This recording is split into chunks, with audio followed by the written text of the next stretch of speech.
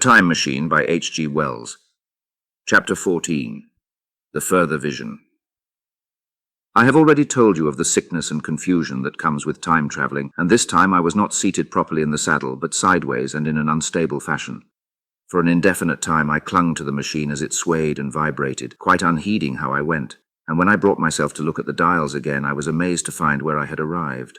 One dial records days, and another thousands of days, another millions of days, and another thousands of millions.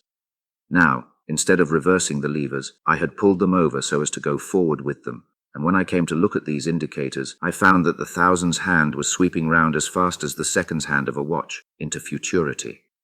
As I drove on, a peculiar change crept over the appearance of things. The palpitating greyness grew darker. Then, though I was still travelling with prodigious velocity, the blinking succession of day and night, which was usually indicative of a slower pace, returned and grew more and more marked. This puzzled me very much at first. The alternations of night and day grew slower and slower, and so did the passage of the sun across the sky, until they seemed to stretch through centuries. At last a steady twilight brooded over the earth, a twilight only broken now and then when a comet glared across the darkling sky. The band of light that had indicated the sun had long since disappeared, for the sun had ceased to set. It simply rose and fell in the west, and grew ever broader and more red.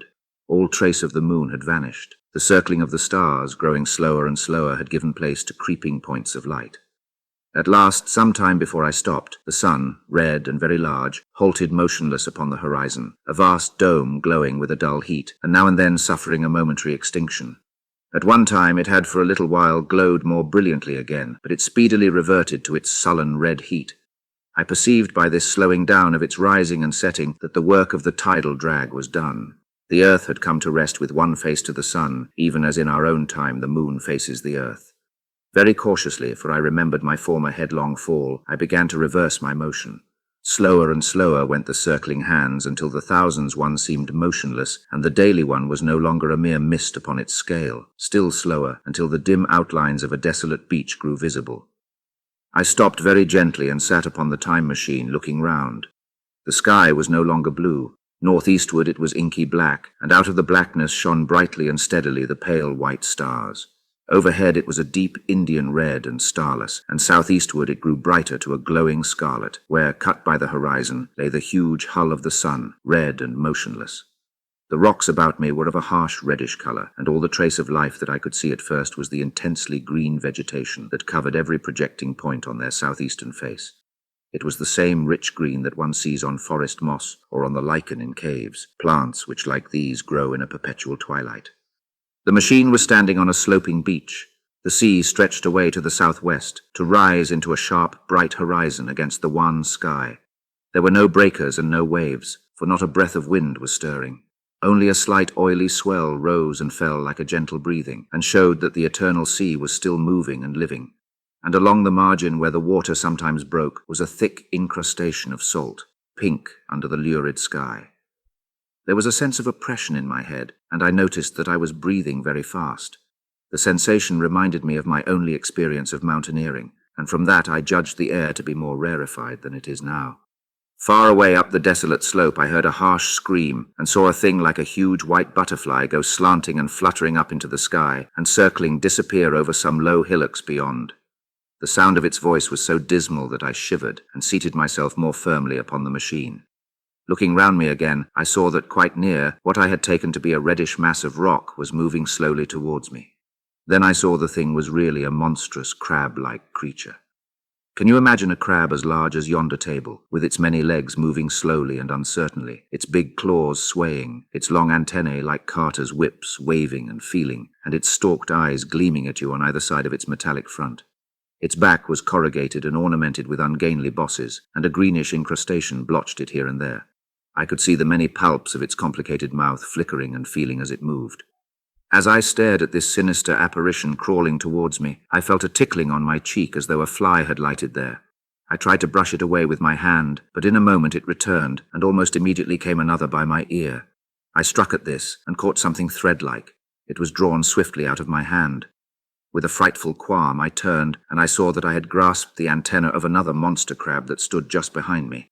Its evil eyes were wriggling on their stalks, its mouth was all alive with appetite, and its vast ungainly claws, smeared with an algal slime, were descending upon me. In a moment my hand was on the lever, and I had placed a month between myself and these monsters. But I was still on the same beach, and I saw them distinctly now as soon as I stopped. Dozens of them seemed to be crawling here and there in the somber light among the foliated sheets of intense green. I cannot convey the sense of abominable desolation that hung over the world. The red eastern sky, the northward blackness, the salt Dead Sea, the stony beach crawling with these foul, slow-stirring monsters, the uniform poisonous-looking green of the lichenous plants, the thin air that hurts one's lungs, all contributed to an appalling effect. I moved on 100 years, and there was the same red sun, a little larger, a little duller, the same dying sea, the same chill air, and the same crowd of earthy crustacea creeping in and out among the green weed and the red rocks. And in the westward sky, I saw a curved, pale line like a vast new moon. So I travelled, stopping ever and again in great strides of 1,000 years or more, drawn on by the mystery of the earth's fate, watching with a strange fascination the sun grow larger and duller in the westward sky, and the life of the old earth ebb away. At last, more than 30 million years hence, the huge red-hot dome of the sun had come to obscure nearly a 10th part of the darkling heavens. Then I stopped once more, for the crawling multitude of crabs had disappeared, and the red beach, save for its livid green liverworts and lichens, seemed lifeless. And now it was flecked with white. A bitter cold assailed me. Rare white flakes ever and again came eddying down.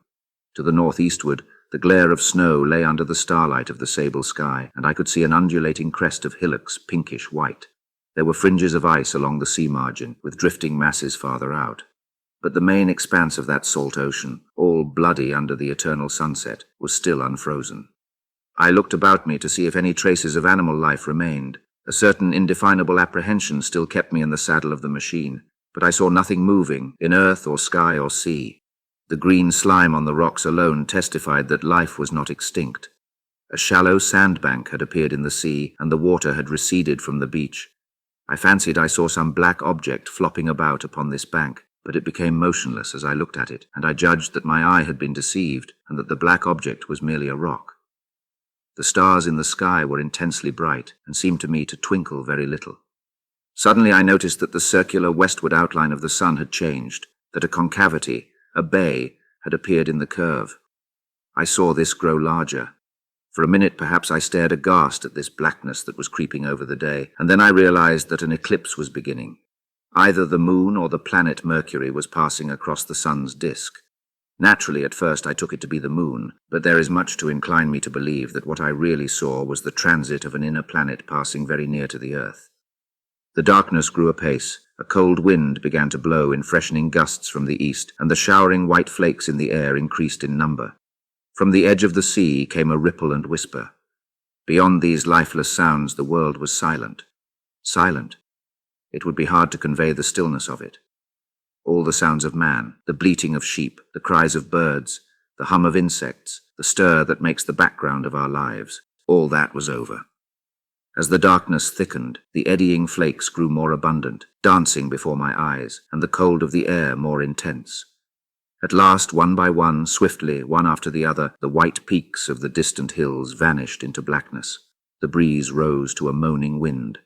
I saw the black central shadow of the eclipse sweeping towards me.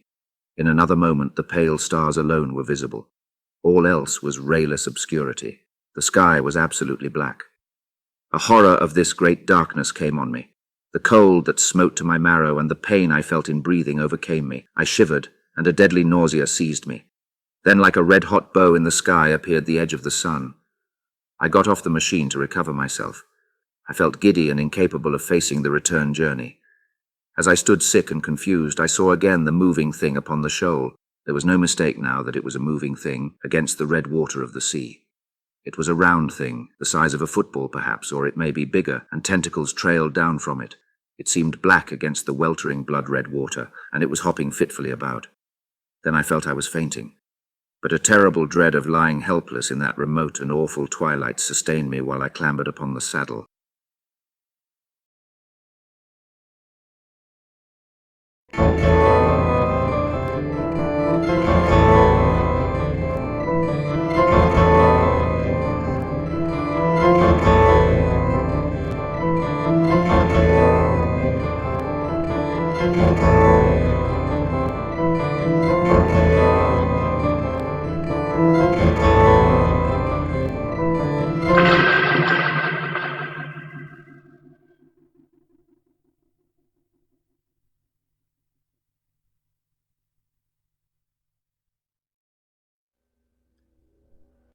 Masters, mistresses, the Doctor requires materials in order to maintain the TARDIS and ensure continued functionality. He similarly requires carbon-based comestibles to sustain his own biological functions and existence. Master would never say this, but he requires aid beyond that supplied by this unit in order to acquire these. To aid the Doctor in his various tasks and creations, this can be most effectively achieved via Patreon or Substack subscriptions, or through donations directly to PayPal.